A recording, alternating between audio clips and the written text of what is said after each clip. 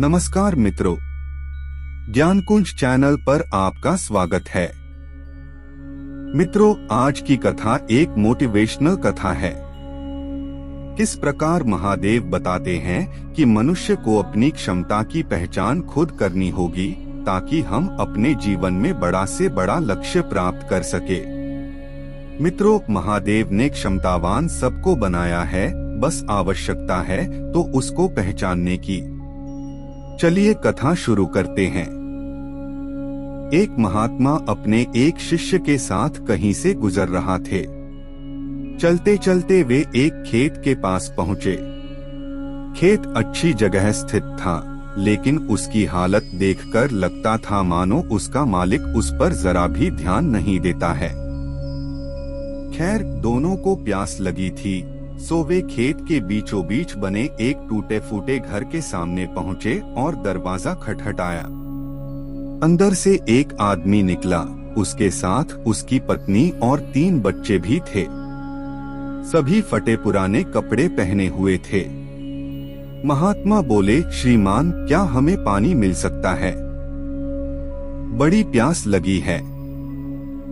जरूर। आदमी उन्हें पानी का जग थमाते हुए बोला, मैं देख रहा हूँ कि आपका खेत इतना बड़ा है, पर इसमें कोई फसल नहीं बोई गई है और न ही यहाँ फलों के वृक्ष दिखाई दे रहे हैं, तो आखिर आप लोगों का गुजारा कैसे चलता है? महात्मा ने प्रश्न किया। जी, हमारे पास एक भैंस है, वो काफी दूध देती है।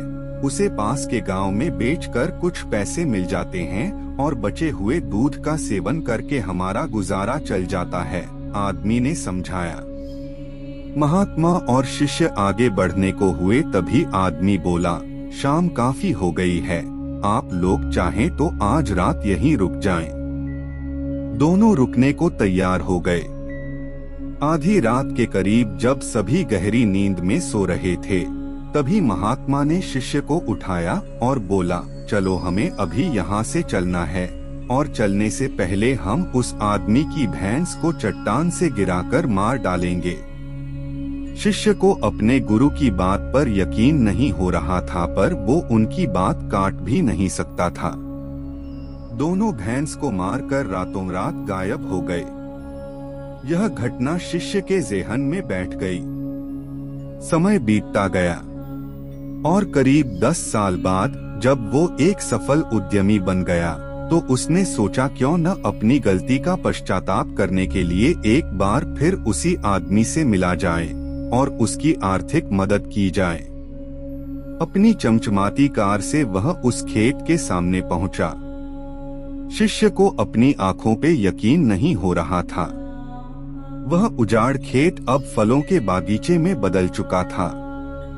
टूटे फूटे घर की जगह एक शानदार बंगला खड़ा था, और जहां अकेली भैंस बंधी रहती थी, वहां अच्छी नस्ल की कई गायें और भैंस अपना चारा चर रही थीं।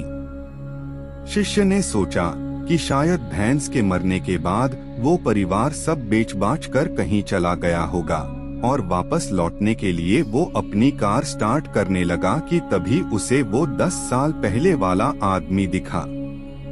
हाँ, शायद आप मुझे पहचान नहीं पाए, सालों पहले मैं आपसे मिला था। शिष्य उस आदमी की तरफ बढ़ते हुए बोला, नहीं नहीं, ऐसा नहीं है, मुझे अच्छी तरह याद है, आप और आपके गुरु यहाँ आए थे। कैसे भूल सकता हूँ उस दिन को? उस दिन ने तो मेरा जीवन ही बदल कर रख दिया। आप लोग तो बिना बताए चले गए, पर उसी दिन ना जाने कैसे हमारी भैंस भी चट्टान से गिरकर मर गई। कुछ दिन तो समझ ही नहीं आया कि क्या करें, पर जीने के लिए कुछ तो करना था, सो लकड़ियां काट कर बेचने लगा। उससे कुछ पैसे हुए तो खेत में बोवाई कर दी। सौभाग्य से फसल अच्छी निकल गई। बेचने पर जो पैसे मिले उससे फलों के बागीचे लगवा दिए और यह काम अच्छा चल पड़ा, और इस समय मैं आसपास के 1000 गांव में सबसे बड़ा फल व्यापारी हूँ। सचमुच ये सब कुछ ना होता अगर उस भैंस की मौत ना हुई होती। लेकिन यही काम आप पहले भी कर सकते थे? शिष्य ने आश्चर्य से पूछा। आदमी बोला, बिल्कुल कर सकता था। पर तब जिंदगी बिना उतनी मेहनत के आराम से चल रही थी। कभी लगा ही नहीं कि मेरे अंदर इतना कुछ करने की क्षमता है, सो कोशिश ही नहीं की। पर जब भैंस मर गई तब हाथ पांव मारने पड़े और मुझ जैसा गरीब बेहाल इंसान भी इस मुकाम तक पहुंच पाया। आज शिष्य अपने गुरु के उस निर्देश का असली मतलब समझ चुका था और बिना किसी पश्चाताप के वापस लौट पा रहा था।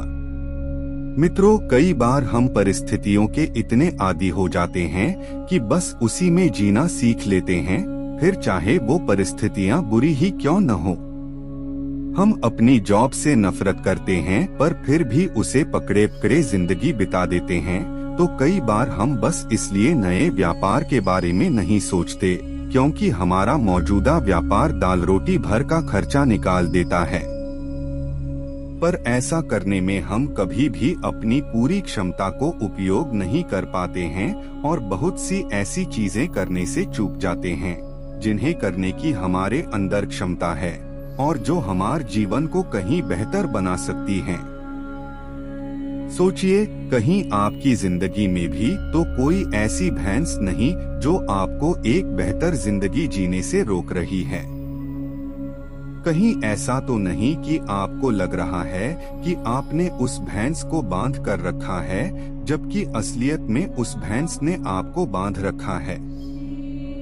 और अगर आपको लगे कि ऐसा है तो आगे बढ़िए, हिम्मत करिए, अपनी रस्सी को काटिए, आजाद होइए। आपके पास खोने के लिए बहुत थोड़ा है पर पाने के लिए पूरा जहान है। जाइए, उसे पाकर दिखाइए। धन्यवाद मित्रों। इस कथा से थोड़ा भी मोटिवेशन मिला हो तो कमेंट में ओम नमः शिवाय अथवा हर हर महादेव अवश्य लिखे। साथ ही चैनल पर नए हैं तो चैनल को सब्सक्राइब भी अवश्य करें।